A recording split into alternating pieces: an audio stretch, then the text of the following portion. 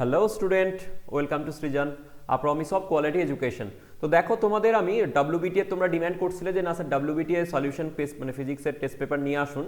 তো আমি তোমাদের আজকে দেখো পেজ নাম্বার 8 এবং পেজ নাম্বার 11 যেটা আছে সেই পেজ দুটো আমি সলিউশন করে দিচ্ছি। ওকে, তো চলো আমরা ভিডিওটা দেখতে থাকি। তো যারা ভিডিওতে নতুন তাদেরকে সবাইকে আজকে প্রথমে যে ভিডিওতে জানিয়ে দিই তোমরা খুব ভালোভাবে প্রিপারেশন করো। যারা নতুন আছে তারা চ্যানেলটাকে সাবস্ক্রাইব করে নেবে, লাইক দিয়ে দাও, কমেন্ট করে দাও, বন্ধুদের মধ্যে শেয়ার করে দাও যাতে তারাও এই জিনিসটা বেনিফিট নিতে পারে। ওকে, তো চলো আজকের আমরা কোয়েশ্চেন শুরু করে দিই। তো আজকে প্রথম যে কোয়েশ্চেনটা দেখি যে পেজ নাম্বার 8-এর আমরা যদি কোয়েশ্চেন দেখি, প্রথম কোয়েশ্চেন দেওয়া আছে দেখো যে একটি 10 সেন্টিমিটার ব্যাসার্ধের একটি অন্তরিত গোলকের বিভব কত হলে এর আধানের তলমাত্রিক ঘনত্ব একক হবে। মানে কি বলা আছে, তোমার এখানে আধানের তলমাত্রিক ঘনত্ব যদি বলা হয়, দেখো এখানে দেওয়া আছে, আমি তোমার কালারটা চেঞ্জ করে নিই। ওকে, দেখো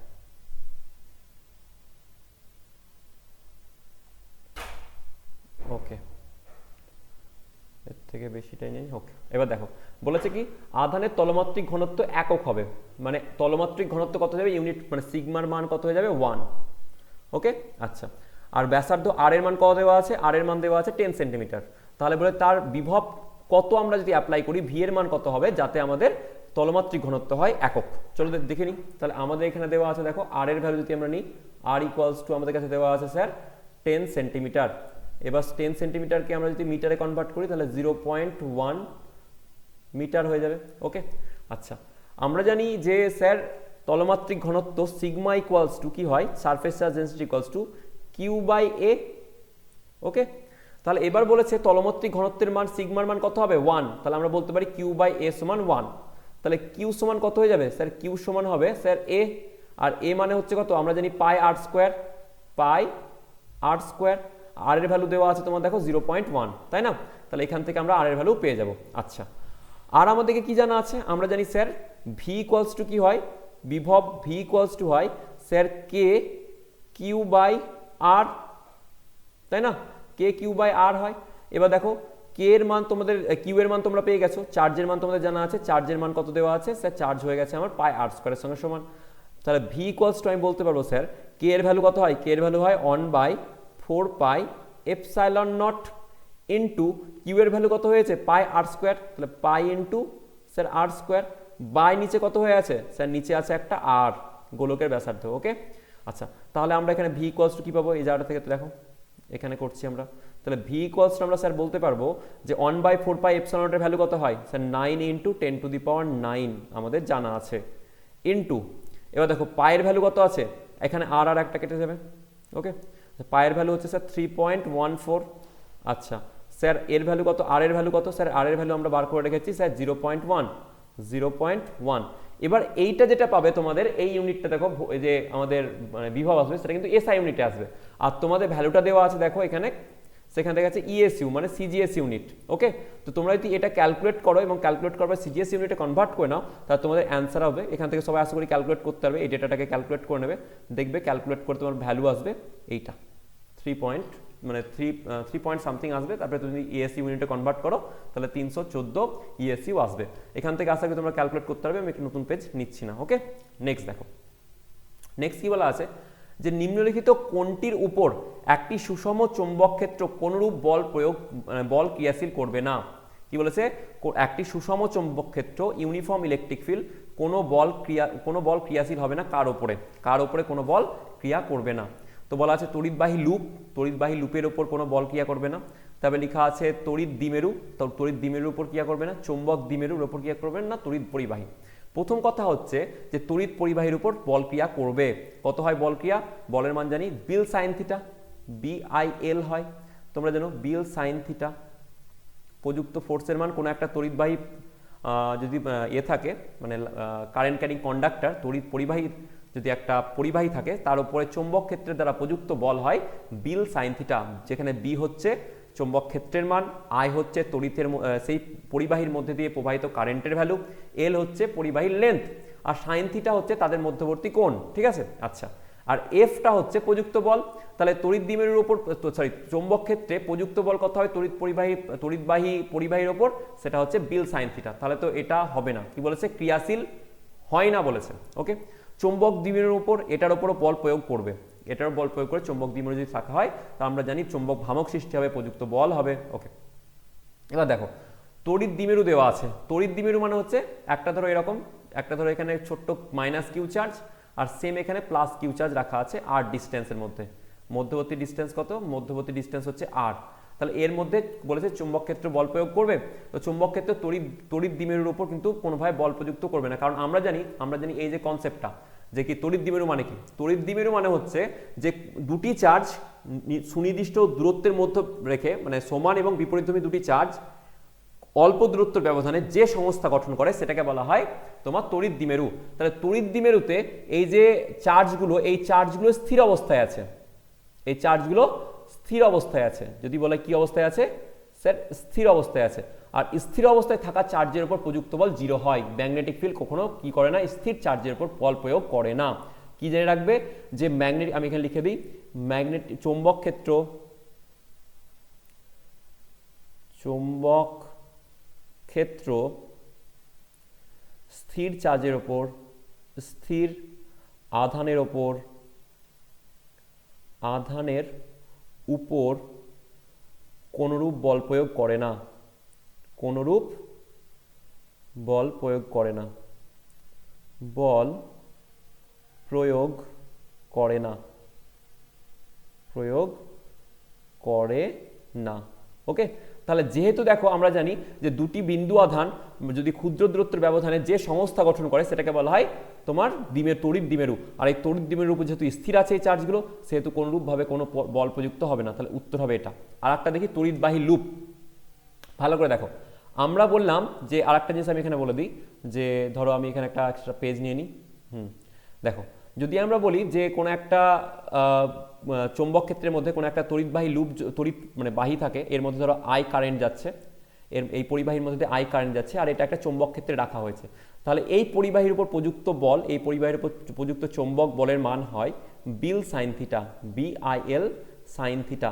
এই বিল সাইন থিটাটা কিন্তু তোমরা পড়ে রাখবে বড় কোয়েশ্চেনের জন্য, 3 মার্কসের কোয়েশ্চেনের জন্য পড়ে রাখবে, ঠিক আছে? 3 মার্কসের কোয়েশ্চেনের জন্য পড়ে রাখবে এই যে এটা কিভাবে বার করতে হয় বিল সাইন থিটাটা, ঠিক আছে? আমি অনশটের ভিডিও যদি বানাই তাহলে দিয়ে দিচ্ছি। তাহলে প্রযুক্ত বল একটা পরিবাহীর উপর হয় বিল সাইন থিটা, যেখানে বি হচ্ছে চৌম্বক ক্ষেত্র, মানে কি হলো ক্ষেত্র প্রাবল্য, যেটাকে বলে চৌম্বক ক্ষেত্র প্রাবল্য। ওকে, আচ্ছা, IL সাইন থিটা। তো বিল সাইন থিটার ক্ষেত্রে এই যে এলটা হয় না, এই এলটা হয়, এল is displacement vector, displacement vector. এই বিল সাইন থিটার ক্ষেত্রে এলটা কি হয়? এই এলটা হয় ডিসপ্লেসমেন্ট ভেক্টর। বুঝতে পারলাম কি বললাম? যে বিল সাইন থিটার ক্ষেত্রে এল ইজ আ ডিসপ্লেসমেন্ট ভেক্টর, মানে এটা সরণ ভেক্টর হবে, মানে এর সরণের মাপ নেবে। মানে সাপোজ ধরো যদি একটা এরকম থাকে কেসটা, এরকম ভাবে মানে থাকে, মানে একটা পরিবাহী ধরো এরকম ভাবে কারেন্ট বইছে এর মধ্যে দিয়ে, বেঁকে গেছে, তাহলে এটা ধরো এ পয়েন্ট আর এই পয়েন্টটা হচ্ছে বি পয়েন্ট, এর দৈর্ঘ্য টোটাল দৈর্ঘ্য ধরো এল। তাহলে কিন্তু আমরা টোটাল দৈর্ঘ্য এল নেব না, আমরা এদের মধ্যবর্তী যে ন্যূনতম দূরত্ব, এই মধ্যবর্তী ন্যূনতম দূরত্ব, এই দূরত্বটাই কনসিডার করব। ওকে, কেন কনসিডার করবো এই দূরত্বটাকে? তার কারণ হচ্ছে এটা আমাদের এলটা হচ্ছে ডিসপ্লেসমেন্ট ভেক্টর। সুতরাং যদি একটা এরকম ধরনের লুপ থাকে, বদ্ধ লুপ থাকে, ভালো করে দেখো, যদি এরকম একটা বদ্ধ লুপ থাকে তাহলে বদ্ধ লুপের ক্ষেত্রে এল এর ভ্যালু কত? 0। আর সেই জন্য বদ্ধ লুপের ক্ষেত্রে এল এর ভ্যালু যদি 0 হয় তাহলে প্রযুক্ত ফোর্সের ভ্যালু কত হয়ে যাবে? ম্যাগনেটিক ফোর্সের ভ্যালুও 0 হবে। তাহলে আমরা বলতে পারি কোনো একটা ম্যাগনেটিক ফিল্ডের মধ্যে তড়িৎবাহী বদ্ধ লুপ থাকলে তার উপর প্রযুক্ত বলের মানও 0 হয়। এটাও কিন্তু very very very very important concept. Okay, তাহলে এখানে দেখো তোমাদের একটা অপশন দেওয়া আছে তড়িৎবাহী লুপ, কিন্তু তড়িৎবাহী লুপটা বদ্ধ কিনা আমরা জানি না, তবে এক্ষেত্রে এটা আমরা অ্যান্সার করতে পারবো না। More correct answer is B option. Okay, আচ্ছা, তাহলে হয়ে গেল দুটো কোয়েশ্চেন। নেক্সট কোয়েশ্চেন চলো আমরা দেখে নিই। বলেছে দুটি বাতির ক্ষমতা, একটা হচ্ছে P1 একটা হচ্ছে P2। তাহলে এই দুটোকে বলে শ্রেণী সমবায় যোগ করা হয়েছে ভি ভোল্টের মেন্সের সঙ্গে যুক্ত করে, তাহলে মোট ক্ষমতা কত হবে? দুটো বাল্ব দেওয়া আছে, দুটো বাল্বকে সিরিজে লাগিয়ে দেওয়া হয়েছে, যাদের দুটোর পাওয়ার হচ্ছে P1 আর P2, আর এদেরকে যুক্ত করে দেওয়া হচ্ছে একটা ভোল্টে, মানে ভি ভোল্টের এতে, ঠিক আছে, মেন্সের সাথে। তাহলে চলো কত হবে দেখে নিই। আচ্ছা, তাহলে একটা এরকম ধরো বাল্ব, আমি এঁকে দিই ছবিটা। এখানে ধরো একটা বাল্ব আছে আর একটা বাল্ব, এটা দুটো বাল্ব একটা ভি ভোল্টের যুক্ত করা হয়েছে, এটার পাওয়ার হচ্ছে P1, এটার পাওয়ার হচ্ছে P2। তাহলে আমাকে বলতে হবে যে টোটাল এই সিস্টেমের পাওয়ারটা কত কনজিউম হচ্ছে। ওকে, আচ্ছা, তাহলে দেখো আমরা বলতে পারি যে প্রথম বলের পাওয়ার P1 ইকুয়ালস টু আমি বলতে পারি স্যার ভি স্কোয়ার বাই আর বা ভি স্কোয়ার বাই R1, মানে এই যে বাল্ব ফার্স্ট নম্বর বাল্ব সেই বাল্বের আমি ধরলাম রেজিস্ট্যান্স R1 আর সেকেন্ড বাল্বের রেজিস্ট্যান্স হচ্ছে R2। তাহলে আমি বলতে পারি sir P1 equals to V square by R1, কারণ আমরা জানি power P equals to V square by R. তাহলে P2 কি হবে? P2 সিমিলারলি হবে কি ভি স্কোয়ার বাই R2 হয়েছে। ইন্ডিভিজুয়ালি বার করলাম আলাদা আলাদাভাবে। এবার তুমি এখানে দেখো পুরো সিস্টেমটার রেজিস্ট্যান্স যদি বলা হয় তুল্য রোধ, পুরো সিস্টেমটার তুল্য রোধ R ইকুয়ালস টু হবে R1 প্লাস R2, কারণ হচ্ছে এটা শ্রেণী সমবায় আছে R1 প্লাস R2। তাহলে পুরো সিস্টেমটা যদি আমি পাওয়ার বলি স্যার পুরো সিস্টেমটার পাওয়ার P ইকুয়ালস টু হবে দেখো ভি স্কোয়ার আপন R1 plus R2, V square আপন R, তো ভি স্কোয়ার আপন R1 প্লাস R2 হয়েছে। তাহলে ভি স্কোয়ার আপন R1 প্লাস R2 যদি বলি, আমি এটাকে একটু সাইড করে লিখি তাহলে তোমার সুবিধা হবে। তাহলে কি বললাম যে পি পুরো সিস্টেমটার পাওয়ার ইকুয়ালস টু কি বললাম ভি স্কোয়ার আপন আর, মানে আর এর value sir R1 plus R2। তাহলে এটাকে যদি আমি কি করি স্যার 1/p করে দিলাম, 1/p উল্টে দিলাম, তাহলে কি হবে sir R1 plus R2 by V square. এবার এটাকে তুমি কিভাবে লিখতে পারো দেখো যে sir R1 by V square plus R2 by V square.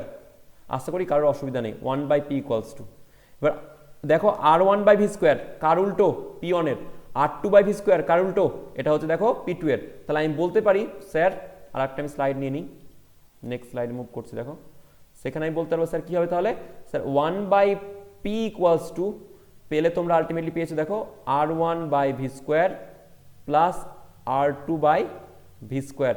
তাহলে আমি বলতে পারবো sir 1/p equals to 1/p1 plus 1/p2। তাহলে p ইকুয়ালস টু কি হবে, p ইকুয়ালস টু হয়ে যাবে দেখো তুমি যদি করে দেখো তাহলে সেখানে পাবে sir p1 into p2 by p1 plus p2। Okay, তাহলে কোন অ্যান্সারটা হবে স্যার? অ্যান্সারটা হবে দেখি চলো, অ্যান্সারটা হবে সি উত্তর। ওকে, বোঝা গেছে আশা করি।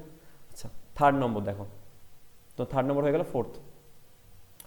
বলা হয়েছে যে একটি কিউ আধানকে কেন্দ্র করে, ভালো করে কোশ্চেনটা দেখো, কিউ আধানকে কেন্দ্র করে কি বড় হাতে ক্যাপিটাল কিউ আধানকে একবার আর ব্যাসার্ধের বৃত্তপথে ঘুরিয়ে আনতে যে পরিমাণ কৃতকার্য হবে। তো দেখো এখানেই করে দিচ্ছি আমি, একটা ধরো আধান কিউ ছোট হাতের, এই আধানকে কেন্দ্র করে আর একটা আধান এইভাবে ঘুরাচ্ছি আমি, সেটা বড় হাতের কিউ। ওকে, তাহলে কৃতকার্য কত হবে? কৃতকার্য হবে 0। কেন 0 স্যার? কারণ তুমি যদি এই আধানটার জন্য দেখো, এই যে ছোট হাতের কিউ, এই ছোট হাতের কিউ আধানের জন্য এইখানে একটা যদি বৃত্তপথ নাও, আর ব্যাসার্ধের বৃত্তপথ নাও, এই আর ব্যাসার্ধের বৃত্তপথের প্রত্যেকটা জায়গাতে বিভব কি হবে? সমান হবে। প্রত্যেকটা জায়গাতে বিভব কি হবে? সমান। কারণ কিউ ব্যাসার্ধের চারিদিকে তুমি যদি একটা স্ফেয়ার কল্পনা করো, আর ব্যাসার্ধের একটা গোলক কল্পনা করো, তাহলে সেই গোলকের প্রত্যেকটা জায়গাতে তোমার কি ভ্যালু, কার ভ্যালু সমান হবে? তোমার বিভবের মান সমান হবে। আর বিভবের মান সমান মানে এটা সমবিভব তল, আর সমবিভব তলের এক জায়গা থেকে অন্য জায়গায় যদি যাওয়া হয় তাহলে কৃতকার্য 0 হয়। কি বললাম? সমবিভব তলের এক জায়গা থেকে অন্য জায়গায় যেতে কৃতকার্য 0 হয়। সমবিভব তল মানে ভোল্টেজের কোনো ডিফারেন্স নেই, মানে পোটেনশিয়ালের কোনো ডিফারেন্স নেই, তাহলে অ্যান্সার হবে 0, কৃতকার্য হবে 0। ঠিক আছে, আচ্ছা। তারপরে কোয়েশ্চেন দেখো, খুব ইজি কোয়েশ্চেন। আবেশ চুল্লির কার্যনীতির ভিত্তি হলো, আবেশ চুল্লি কি কার ওপর ভিত্তি করে কাজ করে? তো এটা হয় পারস্পরিক আবেশ, মিউচুয়াল ইন্ডাকট্যান্স। যদি বলা হয় তোমার এটা বেশি আবেশ চুল্লি মানে কি, তোমার ইন্ডাক্টর কয়েল, ইন্ডাকশন কয়েলের যদি হয় সেটা হচ্ছে তোমার পারস্পরিক আবেশ। আচ্ছা, এখানে একটা জিনিস আছে ঘূর্ণি প্রবাহ। তো পারস্পরিক আবেশ মানে হচ্ছে ইন্ডাকট্যান্স কয়েল যেটা আছে, ইন্ডাকটিভ কয়েল, সেই কয়েলের ক্ষেত্রে ঘূর্ণি প্রবাহ অনেক সময় কেন মানে ঘূর্ণি প্রবাহ ওয়ান অফ দ্য রিজন যেখানে হিট তৈরি হয়। কিন্তু পারস্পরিক আবেশ দেখবে তোমাদের মোস্টলি অ্যান্সার হয়তো দেওয়া আছে, সেই জন্য আমি বললাম, কিন্তু ঘূর্ণি প্রবাহ কিন্তু কারেক্ট অ্যান্সার হওয়া উচিত। মানে এখানে আমরা কি করি, এডি কারেন্ট লসকে ইউজ করা হয়। সো এই জায়গাটাকে, এই কোশ্চেনটাকে তোমরা একটু মার্ক করে নিও, ঠিক আছে?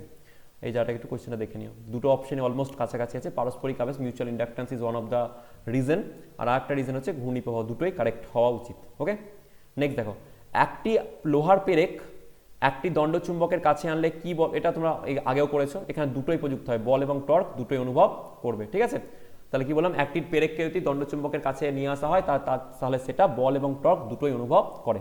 আচ্ছা, তারপরে কোয়েশ্চেন, খুব ইজি কোয়েশ্চেন। একটি তড়িৎ চুম্বকীয় তরঙ্গের সাহায্যে কোনটি বাহিত হয় না? শক্তি বাহিত হয়, একদম। এনার্জি সূর্য থেকে কি করে আসছে? তাহলে শক্তি নিয়ে আসছে, তো যে আমরা আলোটা দেখতে পাচ্ছি।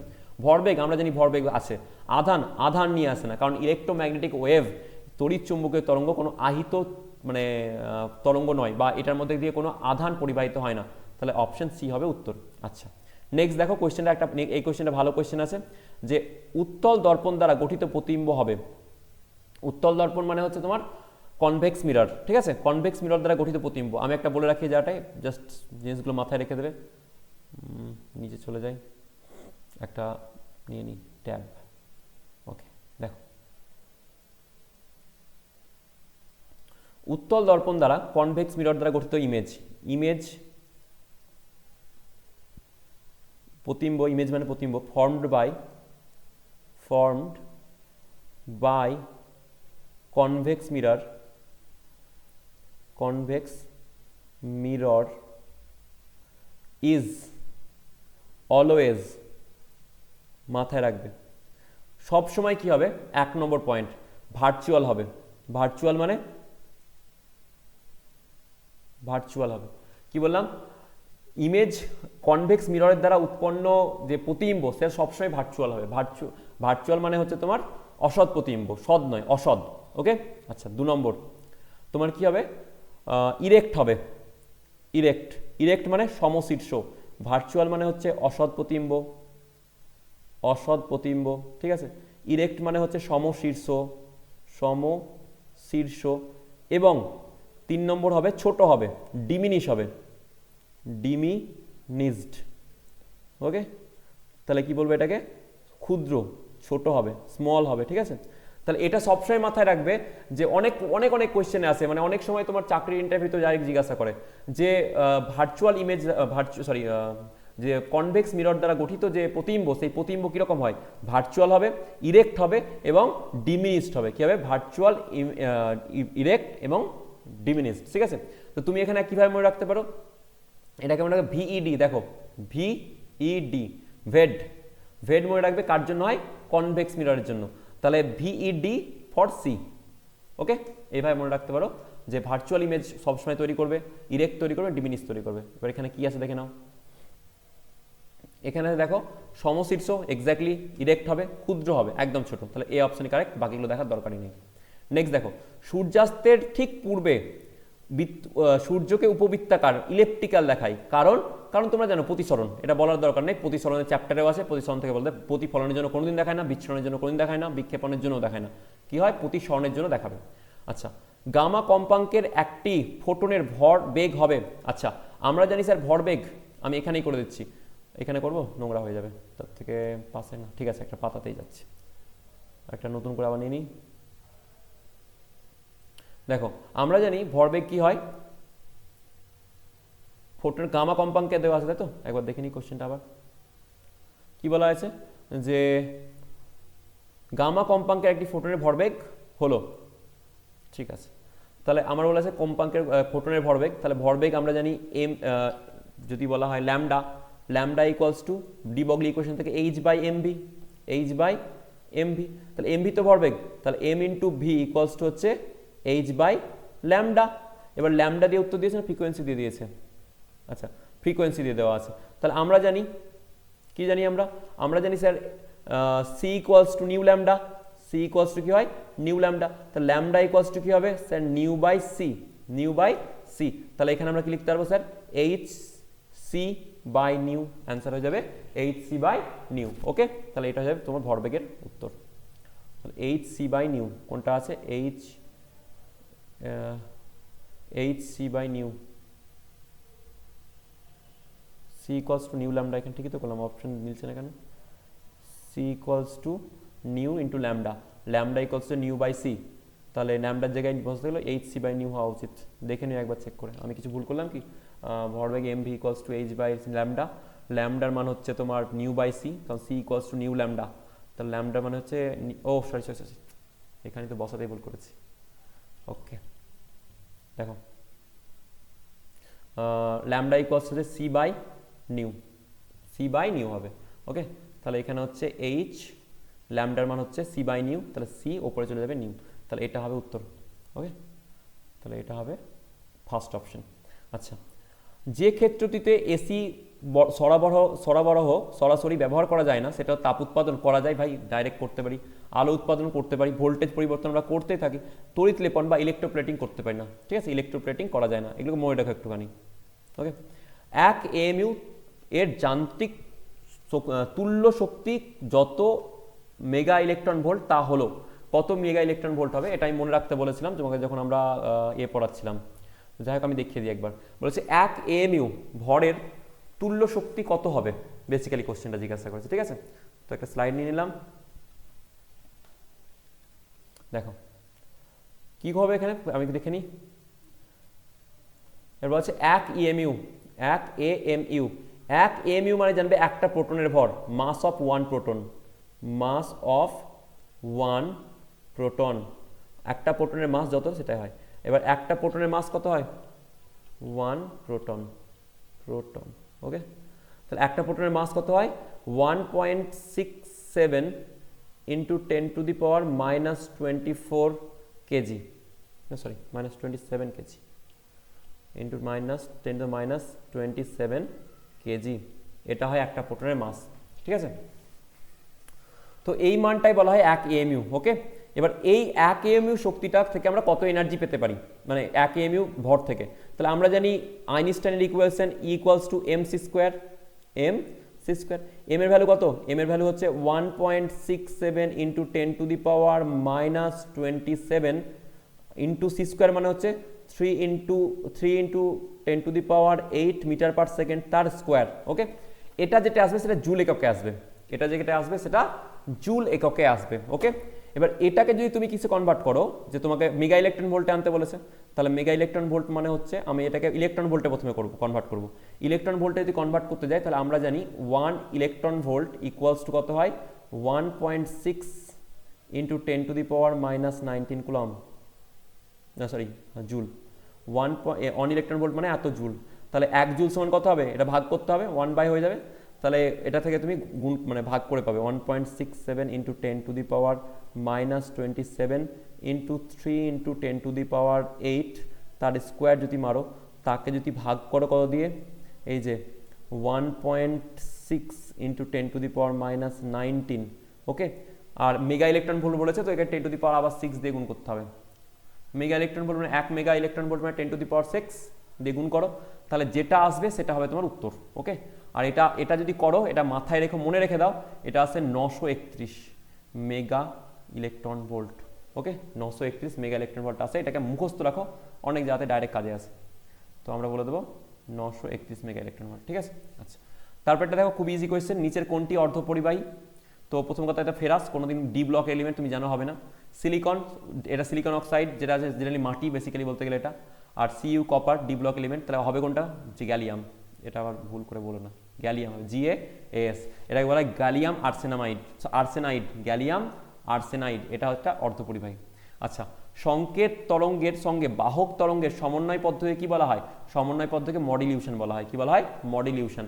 আর যখন ডিমডিলিউশন কোথায় হয়, যখন সেখান থেকে বাহক তরঙ্গ কেরিয়ার যে সিগন্যাল, কেরিয়ার সিগন্যালের সঙ্গে আমাদের যে মেসেজিং সিগন্যাল সেটা থেকে ছুটিয়ে নেওয়া হবে, সেটাকে বলা হয় তোমার ডিমডিলিউশন, ঠিক আছে।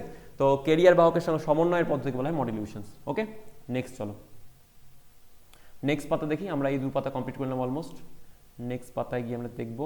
আচ্ছা, দেখো কি বলা আছে, একটি সমান্তরাল পাত ধারকের ধারকত্ব, একটি সমান্তরাল পাত ধারকের প্রতিটি পাতের ক্ষেত্রফল a এবং প্রতিটি পাতে একটিতে প্লাস কিউ আধান, অন্যটিতে মাইনাস কিউ আধান দেওয়া আছে, পাত দ্বয়ের মধ্যে আকর্ষণ বল কত হবে। খুব ইজি কোয়েশ্চেন, খুবই ভালো কোয়েশ্চেন, ঠিক আছে। কোয়েশ্চেনটা মার্ক করে রেখো, পরীক্ষায় ভালো কোয়েশ্চেন এসছেন, প্রিভিয়াস এর অনেক জায়গায় এসছে। আমি স্লাইড নিয়ে নিই,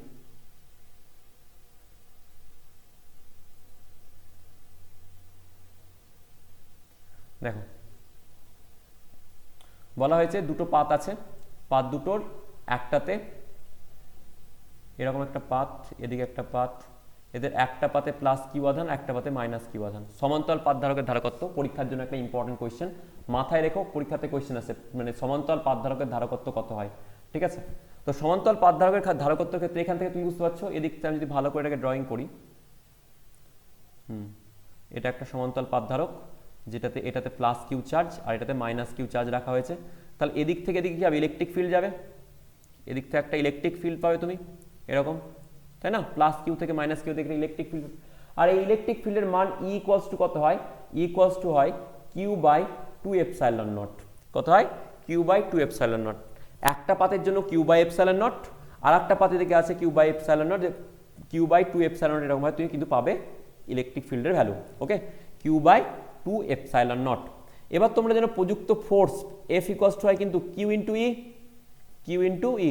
তো চার্জের ভ্যালু কত আছে স্যার? চার্জের ভ্যালু আছে তোমার কিউ, চার্জের ভ্যালু দেওয়া আছে কিউ দেওয়া আছে into Q by two epsilon naught. Okay, Q by two epsilon naught. আচ্ছা আমি এখানে তোমার এটা মনে ভুল করেছি একটা জিনিস, দাঁড়াও।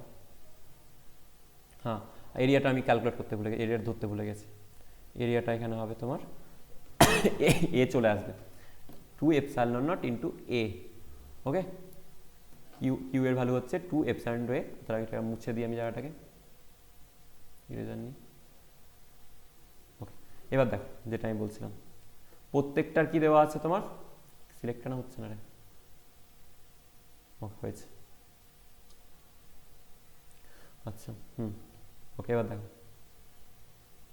এটা কি বললাম যে আমার এর মধ্যে ইলেকট্রিক ফিল্ড তৈরি হবে, আর এই ইলেকট্রিক ফিল্ড যেটা তৈরি হচ্ছে তোমার, সেই ইলেকট্রিক ফিল্ডের ক্ষেত্রে ইলেকট্রিক ফিল্ডের যে ভ্যালুটা পাবে, সেই ইলেকট্রিক ফিল্ডের ভ্যালুটা হচ্ছে তোমার কিউ সিগমা আপন টু এপসাইলন নট, সিগমা আপন টু এপসাইলন নট। যেখানে সিগমার ভ্যালুটা হয়, সিগমা যেটা তুমি নাও, সেই সিগমার ভ্যালুটা হচ্ছে তোমার কত? যে কিউ বাই এ, তোমরা জানো কিউ বাই এ, কারণ হচ্ছে এটা হচ্ছে তোমার সারফেস চার্জ ডেন্সিটি, মানে তলমাত্রিক ঘনত্ব, সারফেস চার্জ ডেন্সিটি হয়েছে, সেটা সারফেস চার্জ ডেন্সিটি আছে। তাহলে আমি এখান থেকে কি পাবো স্যার? এখানে পাবো Q by two A epsilon naught, যেটা আমি ডাইরেক্ট লিখেছিলাম সেটা আমি করে দেখলাম। দেখো আমি আগেরবার লিখছিলাম কি, যে E equals to Q by two A epsilon naught, এটা লিখেছিলাম, তো এটা আমি করে দেখালাম। ওকে, এটা এ পাই ধরুন আবার। আচ্ছা, এবার আমরা জানি ফোর্স এফ ইকুয়ালস টু হয় কিউ ইন্টু ই। তাহলে আমাদের এখানে কিউ এর মান কত স্যার? কিউ ইন্টু ই এর মান কত sir? Q by two A epsilon naught. তাহলে আমি অ্যান্সার বলতে পারবো sir Q square upon two A epsilon naught, এটা হবে কারেক্ট উত্তর। ওকে, চলো তাহলে এটা হয়ে গেল Q square by two A epsilon naught, C উত্তর কারেক্ট। ওকে, আচ্ছা এবার দেখো বলা হয়েছে চৌম্বক ক্ষেত্র সৃষ্টি হয় কার দ্বারা? তো চৌম্বক ক্ষেত্র যেন পরমাণুর দ্বারা নয়, পরমাণু সব জায়গাতে, সেই জন্য সব জায়গা থেকে চৌম্বক ক্ষেত্র তৈরি করবে না। অণুর দ্বারা তৈরি হয় না। গতিশীল আধানের দ্বারা, একদম গতিশীল আধানের দ্বারাই চৌম্বক ক্ষেত্র তৈরি হয়, মুভিং চার্জের দ্বারা তৈরি হয়। আমার যে ফার্স্ট লেকচার আমি তোমাদের দেখবে তোমার ইলেকট্রোস্ট্যাটিকের যে প্রথম আমি ভিডিওটা দিয়েছিলাম, সেই প্রথম ভিডিওতেই একটা বিশাল বড় ছক করিয়েছিলাম, সেই ছক থেকে এই কোশ্চেনটা দেওয়া আছে। প্রথম ভিডিওতে আমার যে ফার্স্ট ভিডিও চলে যাও, সেই ফার্স্ট ভিডিও থেকে ছক পাবে যে কার জন্য, স্থির আধানের জন্য কি তৈরি হয়, মুভিং আধানের জন্য কি তৈরি হয়। মুভিংয়ের আধানের ক্ষেত্রে আবার দুটো অপশন থাকে, একটা হচ্ছে তোমার মানে কনস্ট্যান্ট ভেলোসিটি নিয়ে মুভ করে, একটা মানে গতিশীল ত্বরণ নিয়ে গতিশীল হয়। তো দুটোর ক্ষেত্রে কি তৈরি হবে সেটা আমি বলে দেওয়া আছে। তো চৌম্বক ক্ষেত্র তৈরি হয় কার দ্বারা? গতিশীল আধানের দ্বারা। ওকে, আচ্ছা তারপরে কোশ্চেন দেখো, কোনো কোষের তড়িৎচালক বল নির্ভর করে কোষটির আকারের উপরে? একদম নয়। আয়তনের উপরে? একদমই নয়। আকারের উপর নির্ভর করলে আয়তনের উপর কি করে নির্ভর করে? ক্ষেত্রফলের উপর? না। সক্রিয় পদার্থের উপর? হ্যাঁ একদম। ইলেকট্রোলাইটস যেটা আছে, কি ইলেকট্রোলাইটস তুমি ইউজ করেছো? ইলেকট্রোলাইট, নাম্বার অফ ইলেকট্রোলাইটস, মানে ইলেকট্রোলাইট যদি স্ট্রং ইলেকট্রোলাইট হয় তার ক্ষেত্রে নাম্বার অফ আয়ন্স বেশি হয়ে যাবে, আর নাম্বার অফ আয়ন্স যদি বেশি হয়ে যায় তাহলে কোষের তড়িৎচালক বলের মান বেড়ে যাবে। ঠিক আছে, আচ্ছা একটি আহিত কণা প্রথমে E1 এনার্জি ছিল, শক্তি, আর চৌম্বক ক্ষেত্রে শক্তি হয়ে গেল E2। তাহলে প্রথম কথা দেখো কেন ভ্যারিয়েশন কোনো কিছু আসবে না, আহিত কণার ক্ষেত্রে সমান হবে। আচ্ছা, তড়িৎবাহী তার কুণ্ডলিতে সঞ্চিত শক্তি থাকে, এটাও দেখো প্রিভিয়াস কোয়েশ্চেন থেকে এসছে, এইটা কোয়েশ্চেনটা আমি করিয়েছি। কি রূপে হবে? চৌম্বক ক্ষেত্র। একটা কুণ্ডলী আছে তার, এই যে সলিনয়েডের ক্ষেত্রে ভেতরে কি হিসাবে এনার্জি স্টোর হয়? সেটা চৌম্বক ক্ষেত্র রূপে, তোমরা সবাই জানো, এটা আগের কোয়েশ্চেনও করেছি, এবিটি এর কোয়েশ্চেনও ছিল এটা, তাই না? নেক্সট চলো কোয়েশ্চেন,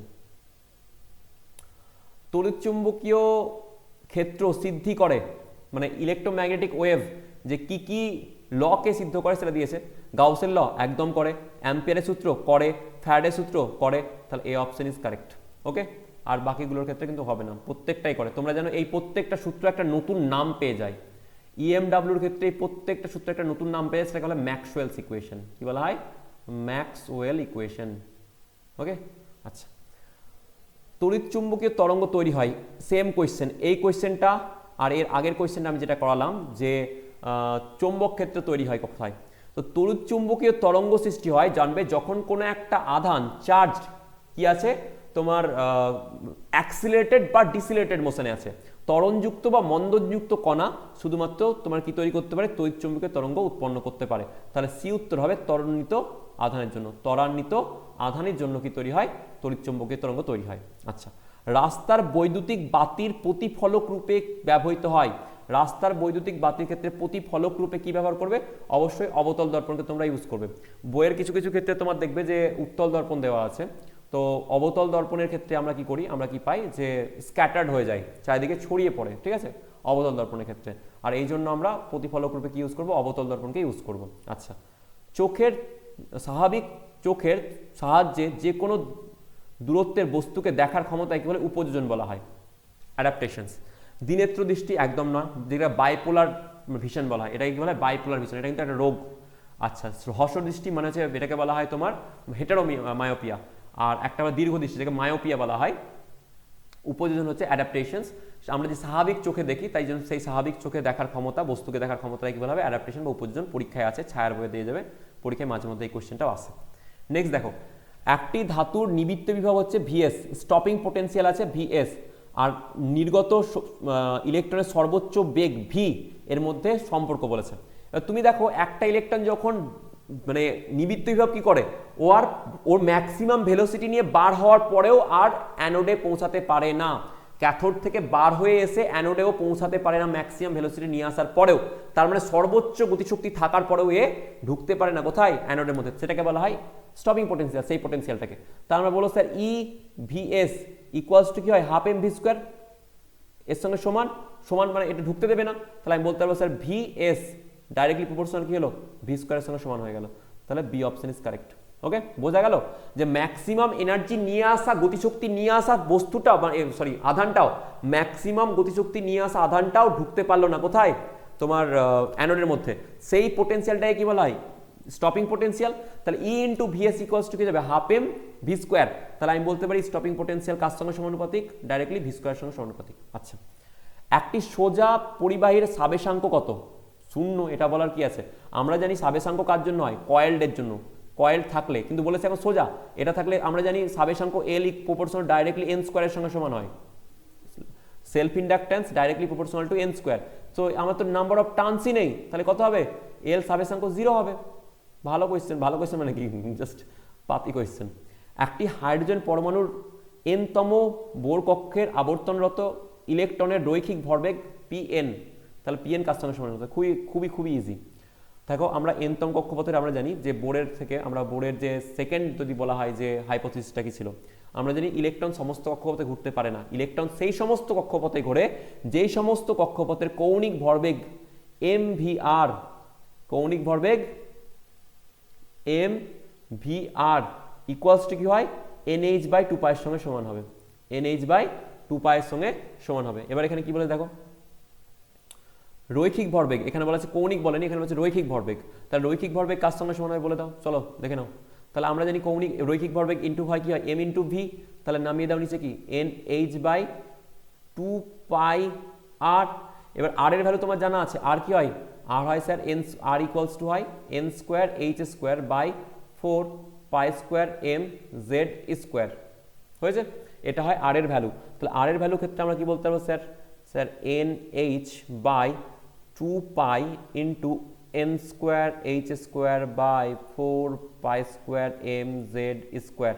তাহলে এখানে একটা এন দেখো নিচে কাটছে, একটা এন নিচে থেকে যাচ্ছে, তাহলে আমি বলতে পারি রৈখিক ভরবেগ M V proportional to 1 by N, এটা হবে তোমার উত্তর। ওকে, তাহলে রৈখিক ভরবেগ পি ইকুয়ালস টু হবে 1 বাই এন। এখানে মাথায় রাখবে কৌণিক ভরবেগ বলেনি, কৌণিক ভরবেগ হলে এটা হতো উত্তর, রৈখিক ভরবেগ বলেছে বি হবে উত্তর, কারেক্ট। ওকে, আচ্ছা এবার দেখো তারপরটা কি আছে, কোনটি পরিবাহী, কোনটি নিচের কোনটি পরিবাহী, এক্ষুনি বললাম গ্যালেনিয়াম আর্সেনাইড, গ্যালেনিয়াম আর্সেনাইড হচ্ছে তোমার অর্ধপরিবাহী। ওকে, আচ্ছা এই কোশ্চেনটা ভালো দেওয়া আছে সম্প্রচার থেকে, মানে ব্রডকাস্টিং চ্যাপ্টার থেকে, যে 80 মিটার উচ্চতার একটি দূরদর্শন টাওয়ার থেকে সর্বোচ্চ যে দূরত্বের অনুষ্ঠান সম্প্রচার করা যায় তা হলো, 80 মিটার টাওয়ার, এরকম একটা দেখো, একটা এরকম আমাদের পৃথিবীর উপর একটা 80 মিটার টাওয়ার লাগানো আছে, এবার হচ্ছে ম্যাক্সিমাম ব্রডকাস্টিং কতটা হবে। তাহলে এর ফর্মুলা হয় ম্যাক্সিমাম ব্রডকাস্টিং এর রেঞ্জ অফ ব্রডকাস্টিং এটা হবে কত, এটার ফর্মুলা হয় √2HR, 2HR। তো এই যেখানে আর হচ্ছে রেডিয়াস অফ আর্থ, কত কি হয়, রেডিয়াস অফ আর্থ, পৃথিবীর ব্যাসার্ধ। টু এর মান 2, এইচ এর মান 80 মিটার দিয়েছে, আর তোমার কত দেওয়া আছে এতে এইচ আর এর ভ্যালু আমরা জানি 6400 কিলোমিটার, 6400 কিলোমিটার, তো মিটারে কনভার্ট করো ইন্টু 10⁻3, এটাকে কনভার্ট করবে। দেখো 8 দুগুণা 16 আছে, দেখো এখানে করে দিই, আমি এখানেই করে দিচ্ছি। তো এখান থেকে 8 দুগুণা 16, তো 4 হয়ে বেরিয়ে যাবে, ভেতরে আছে 10, আমি পরেরটা দেখছি। আর 64 আছে, তো 64 আছে, তো এটা কত হয়ে বেরোবে তোমার 8 হয়ে বেরোবে। তাহলে এদিকে হয়ে গেল 8, আর ভেতরে পড়ে থাকবে তোমার 10, আর এদিকে হয়ে আছে 1 2 3, ওকে 3, আর এদিকে আছে 10⁻3, তো 4 8 32, আর এদিকে হচ্ছে 3, আর আছে 4 5 8, তার 10⁻3 বেরিয়ে যাবে, আবার না 4 বেরোবে, 10⁻4 বেরিয়ে যাবে, মানে হচ্ছে 4 32 কিলোমিটার, ইয়েস 32 কিলোমিটার পর্যন্ত হবে। দেখো তো, ইয়েস 32 কিলোমিটার, এটা হবে উত্তর। ওকে, তাহলে দেখো আমরা 1 আর 2 আমরা WBT কভার করে নিলাম। যার যেখানে প্রবলেম আছে তারা আমাকে বলবে, এই পিডিএফটা আমি তোমাদের শেয়ার করে দেবো, ঠিক আছে? তো তোমরা এখান থেকে করে নিতে পারবে, আশা করি কোনো প্রবলেম করবে না। ওকে, তো দেখা হচ্ছে নেক্সট ভিডিওতে। তোমাদের যা যা প্রবলেম আছে সেগুলো আমাকে জানাবে, তোমাদের WBT হোক ABT হোক যেখান থেকে বলবে আমি করানোর চেষ্টা করবো, এবং তোমাদের প্রত্যেকটা এরকমভাবে এক্সপ্লেনেশন দিয়ে করার চেষ্টা করবো। বড় কোয়েশ্চেন থাকলে বড় কোয়েশ্চেন, তোমার সাজেশন ভিডিও খুব তাড়াতাড়ি চলে আসছে। আগের ভিডিওতে তোমরা 100টা লাইক করিয়ে দাও, সামনে ভিডিও আমি নিয়ে চলে আসবো 100খানা ভিডিও, অলমোস্ট দেখো 50টা মতো লাইক হয়ে গেছে, তোমরা আরও 50টা লাইক পুজিয়ে দাও, তাহলে আমি নতুন খুব তাড়াতাড়ি তোমাদের জন্য ভিডিও নিয়ে চলে আসছি, কার সাজেশন ভিডিও। ওকে, আর এই ভিডিওগুলো কন্টিনিউ দেখতে থাকো, তোমাদের আশা করি খুব ভালো লাগবে। তো দেখা হচ্ছে নেক্সট ভিডিওতে। Thank you very much. বন্ধুদের সাথে শেয়ার করতে একদম ভুলবে না, কারণ তারাও চাইবে। অনেকে দেখো কমেন্ট করছে যে স্যার আমরা আগে জানতে পারলে আপনাদের এটা ভালো হতো, মানে চ্যানেলটা নিয়ে। তো তোমরা তোমাদের বন্ধুকে শেয়ার করো, তাদের উপকার হবে, ঠিক আছে? থ্যাংক ইউ ভেরি মাচ, দেখা হচ্ছে নেক্সট ভিডিওতে।